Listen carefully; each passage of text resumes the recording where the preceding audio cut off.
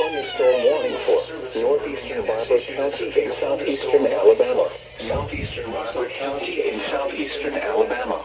Southeastern Russell County in southeastern Alabama. Until 5:15 p.m. Central Daylight Time.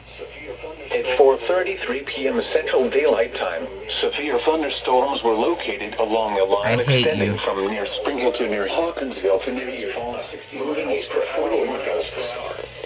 Source: radar indicated. Impact: expect damage to roof. Sighting entries. Impact: expect damage to roof. Sighting entries. Locations impacted include Lake Point Resort State Park, Hawkinsville, and Twin Springs Building. For your protection, a severe thunderstorm warning has been issued until 5:15 p.m. Central Daylight Time for the following county: Russell, Alabama.